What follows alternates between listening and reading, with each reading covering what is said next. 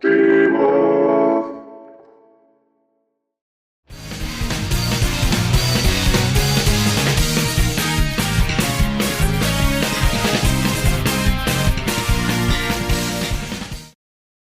Hey guys, I'm MegaGWolf and welcome to the 4th series of the Sonic Hack Showcase. We're gonna ease our way into this series by starting something I've covered before, twice in fact. Like I don't give this guy coverage enough. But I do feel it necessary as he has released his final version and it won first place in the Sage Hacking Contest last year. Let's revisit Sonic ERaZor. But this time we're going to take a little bit more time to cover all of the levels and the various challenges this hack presents. It's been a while since I've played the original version, so I can't remember all of the details that have changed. I know this big introduction's completely different. What's also different, and might be useful for those starting out with this hack, is a nicely set out tutorial level. It gives you a really good rundown on what you should expect from this hack. But as I'm pretty competent at playing the game, I suppose I don't need it, so I'm just going to skip it for the video's sake. Ah, there's a familiar scene. People who have seen this hack from way back when will remember this. But for those of you who haven't seen this before, this is one of the only hacks I've actually seen that have some kind of a cutscene, where Sonic is seen running away from this buzz bomb at the Ken's theme, and it oddly fits.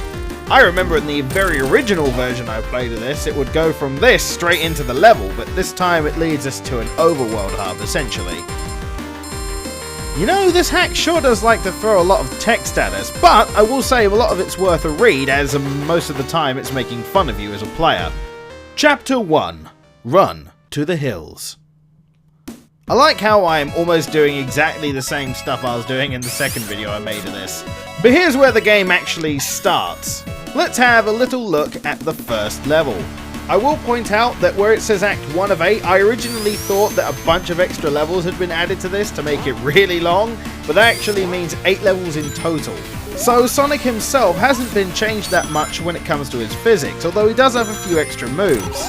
If you press B while in midair, you double jump, and if you press C while in midair, you homing attack, and apparently get hit by spikes a bunch. Getting hit by spikes in this hack is actually common ground. No, it's not a bug, it's a feature. The speed cap's been removed, so Sonic feels very fast when doing, well, pretty much anything in this game. After you've died about 5 times already, not long after you're introduced by our first mini-boss, the Mechanical Crab Meat of Death! What used to happen with this boss, and I'm not sure if it does anymore, is that there used to be a bug where 2 of these crab meats would appear on screen at once, making this boss twice as difficult. Although with a bit of effort it doesn't take much to take him down, and after you have, you continue with Green Hill Place Act 2, which looks similar to Green Hill Zone Act 1. That could be because it is Green Hill Zone Act 1. Is someone being lazy? Well, that's lazy until he gets to the boss at least, which is one of the more interesting ways to do this boss, I must say. Of course, this game tricks you into thinking you have a very safe area to attack him from. As you can see, I can just double jump on him without a worry. But no, it's not that easy. And we've got one more. Oh god! All the platforms have disappeared. Now I have to fight this guy on the ground?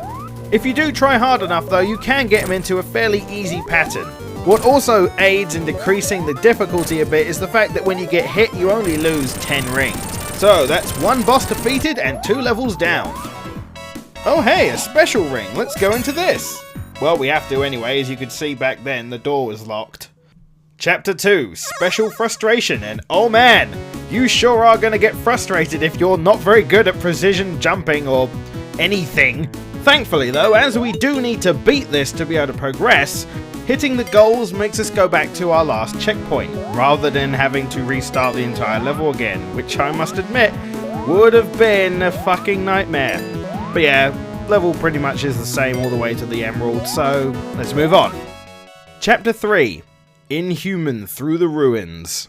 Now some of you may remember this area from last time, and this is one of the areas that actually makes people remember this hack. This bit's just fine, and you play the level as normal. Well, that is, normal until you get to the end area. This is where the frustrating part of the game begins. Unless of course you thought the beginning areas were frustrating already, then you're just gonna hate yourself for playing this at this point. So in this mode, pressing the A button while in air allows you to shoot in various different directions, flinging you in certain directions as well. It's quite hard to explain, and really you need to play it for yourself to understand what the hell I'm talking about, but you have to use this gimmick to bounce yourself through the spikes. Getting hit will make you restart, but hitting the P monitors gives you a checkpoint. Overall, this section is actually quite short. The annoying part is, well, not knowing where everything is the first try can get you killed multiple times. Thankfully, I've remembered everything. Chapter 4, Wet Pit of Death. Oh, is that what they call it these days? The Labyrinth Zone is definitely one of the most evil, sadistic fucking levels. For that reason alone.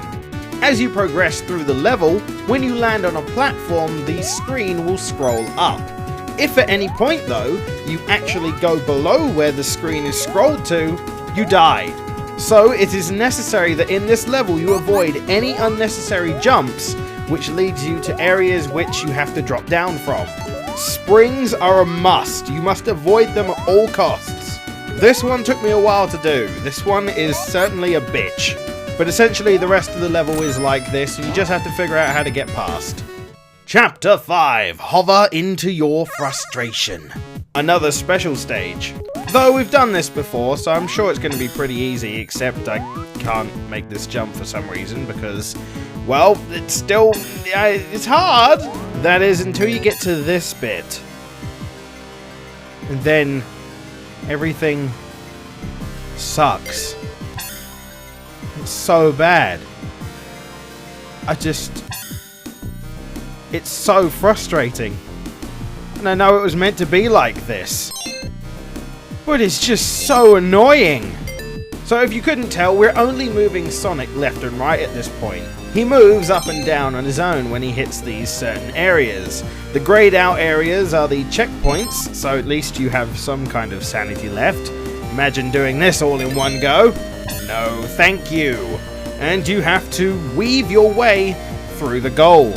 Yes, this is as frustrating as you think it could be, and probably a lot more. Enjoy! Well, there's only 2 more stages to go, but at this point, I don't think there's anything this game can do to annoy me now. Chapter 6, Watch the Night Explode. Oh, how wrong I was! Oh, I hate being wrong, especially when it's about something like this. Here's another little cutscene, just telling you that, you can expect some bombs. Quite a few of them as well. Scarknight Place. Now this is basically Starlight Zone, and for the majority of the level, well, I say majority, about half the level is. But of course, there's always a catch, isn't there? Oh no, a boss just like the crab meat, except this time it's more of a game of keep away. No, this isn't the tricky part. The tricky part's about what happens after you do this. I hear it in my nightmares. It's what reminds me that this hack is made by the most sinister, evil human being on this planet. I can hear it ringing in my ear. It sounds epic, and it sounds interesting, but I know it's pain and suffering. You don't want this.